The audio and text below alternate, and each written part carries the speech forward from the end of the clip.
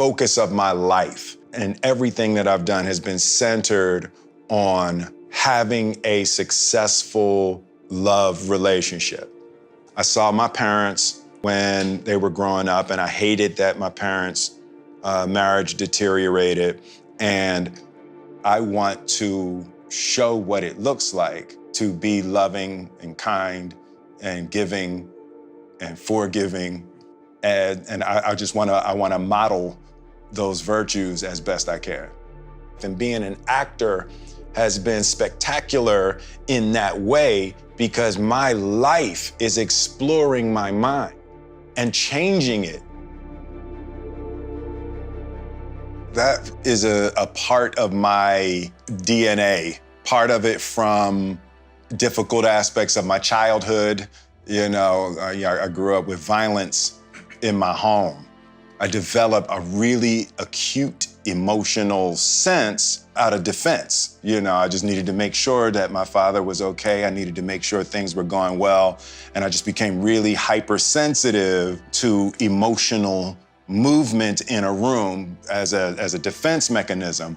And then as I grew and as I started to develop that, you know, that heightened sense that started out as defense, as I settled down and came into a deeper understanding of my power and my desires in the world, it was easier to connect to people in a loving way. It transferred easily from a defense mechanism to an ability to love and care for people. I think there's always an aspect of us that when we feel unloved, in any capacity, in any relationship, when we feel unloved, when we feel mistreated, when we feel somehow disrespected, it's a natural reaction to want revenge. And I think that's what happens with most people, specifically in our most vulnerable stages when we're children, and we haven't done anything to deserve that kind of treatment. It's really hard for the ego to not click into revenge. Once I discovered that mechanism, once I saw that most of us walk around with, that, you know, we want revenge against that mistreatment. It's a little piece of that with all of us. The problem is that when you seek revenge, you destroy yourself. And that's the paradoxical conflict that we all live in. Someone has mistreated us, we want revenge, but if we take it, we hurt ourselves more. You know, so that is the, as Radhanath Swami referred to, the perplexing situation that we find ourselves in. And the only answer is loving kindness. And most of us don't want to hear that. It's like, I'll take my chances with revenge. And for me, I had such a beautiful example of loving kindness in my grandmother when I was growing up. I always knew I wanted to be that. The way that she loved and cared for people. I didn't realize that her giving was connected to her peace. That was something that I got a concept of later, but I always knew that that was my example, and I think that's the critical part. We need an example. Somebody has to be an example. Human beings are creatures of example. You got to see it. That's really where I am in my life right now. I want to show what it looks like to be loving and kind and giving and forgiving. And I want to model those virtues as best I can. My father, my mother, and my grandmother, whenever I think about the three of them, I picture a triangle in my mind. And I see, like, my father was the base as discipline. And my mother didn't care about anything but education. like that you had to learn, grow, study, travel. Like my mother was really serious about educating the mind. And my grandmother was love and God. My grandmother was that grandmother at Resurrection Baptist Church. And she had, we were doing our Easter recitations and we was at the nativity, So she was that grandmother at the church, and her life was deeply devoted to God and Jesus in the form of loving service, right? So the form that it took was she was working hard to love everybody. I remember my grandmother bringing homeless people into our house when we were little and washing them in our bathtub. I thought that was the nastiest thing. I was like, But she would be in the bathroom with her hands washing homeless people. But as I grew older, I just saw how dedicated and devoted she was to living her life in service. There was a day of her life that wasn't devoted to loving and serving. I just watched her. She worked the graveyard shift at the hospital, and she watched us, my brothers and sisters, during the day while my parents were at work. And then when my parents got off work, then she would take a little nap, and then she would go to work at the hospital. She was the happiest person that I had ever met. Nothing fazed her. She was okay. And I remember I was about 12 and I had started rapping.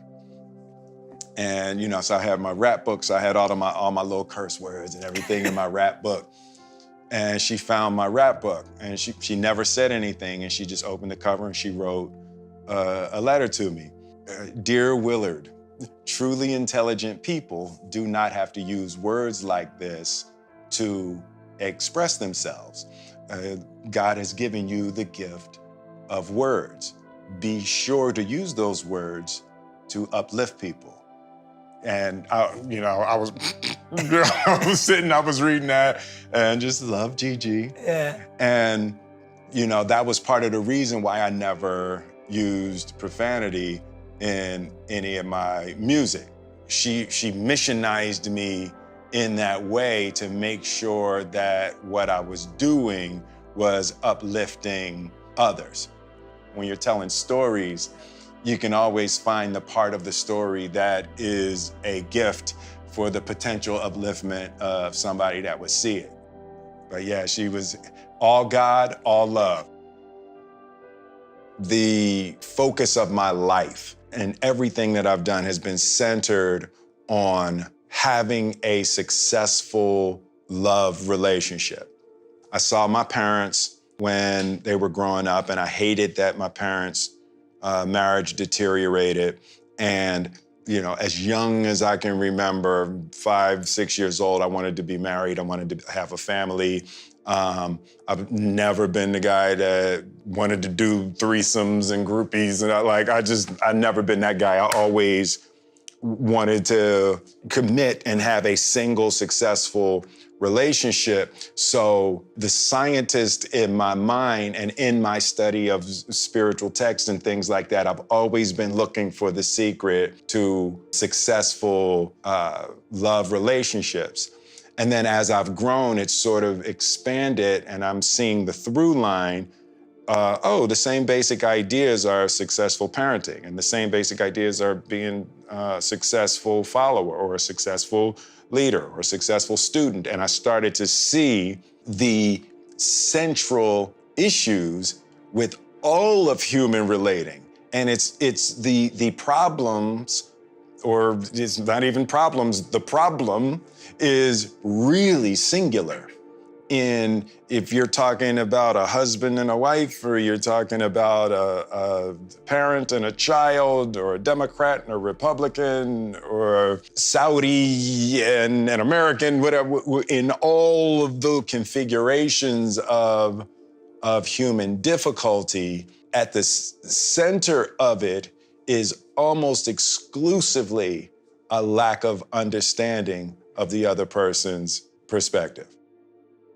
The concept of ignorance, the concepts of ignorance and delusion are always the problem. It's always the center. If you have a difficulty with another human being, there's some point of ignorance and some point of delusion.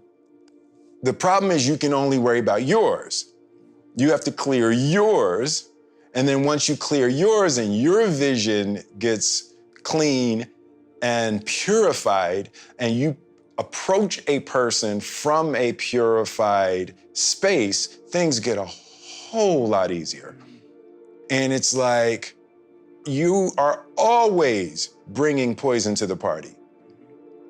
And when you recognize that in any difficulty you're having with any human being, and if you can focus on locating and purifying the poison you brought, it opens up entirely new avenues of connection and compromise and solutions that you can create with a person.